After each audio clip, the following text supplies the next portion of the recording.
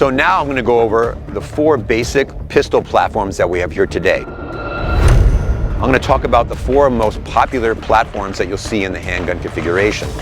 The most popular firearm today is called the striker-fired pistol. The most popular one is the Glock platform. This is a Glock 19 chambered in 9mm, which is the caliber of the bullet that this fires.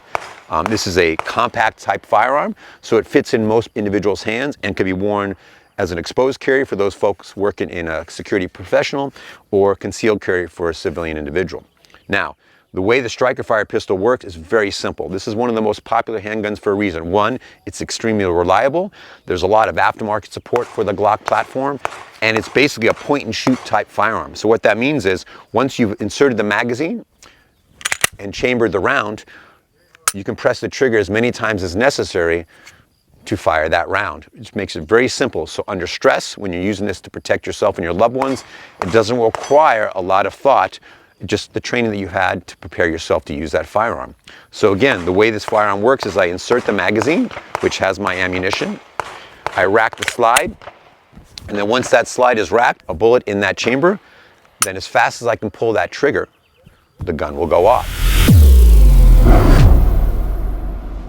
The next gun I'm going to talk about is the Sig Sauer P226. That's the manufacturer. This is chambered in 9mm. This is a double action, single action, semi-automatic handgun. There's a few little things to worry about when dealing with this gun. One is I have 2 different trigger pulls. Unlike the 1911, which has 1 style trigger pull, and the striker-fired pistol, which has 1 style trigger pull, this has 2 different. Once I rack the slide, this hammer is now cocked, right? This is what is known as single action, which means the hammer is already cocked, so all I have to do is press that trigger to drop that hammer, right? Before I rack that slide is what is known as a double action triggers. The gun is designed to be carried with the hammer in this position, right? So that first trigger pull is long and heavier, so that the gun doesn't go off by accident, and you have to deliberately pull that trigger all the way through its sequence in order for that hammer to get cocked and then drop on the firing pin, right?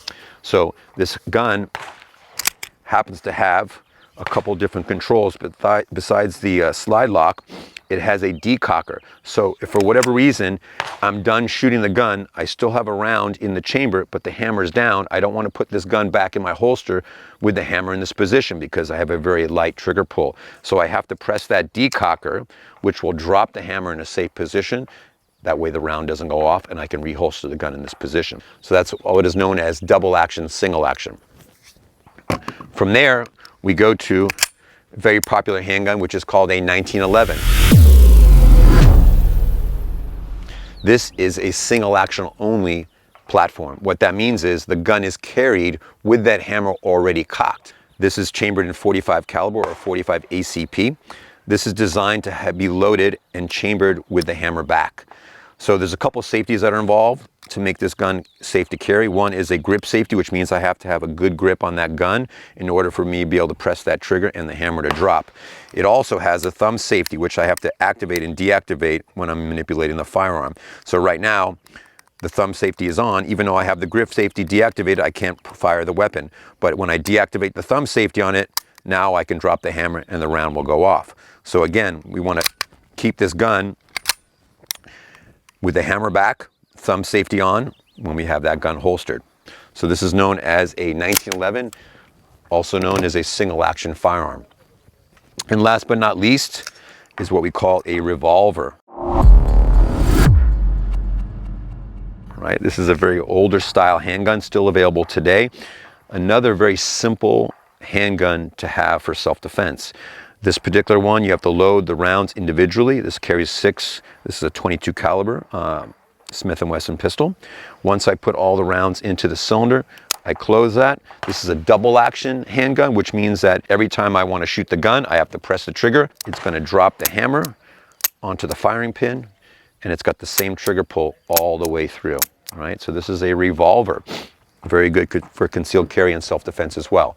So here you go. You got 4 basic pistol platforms that you can see there today. So if you're going out there to buy your first handgun, at least you have a better understanding as to what's available to you, and you know a little bit more about the features and benefits of each one.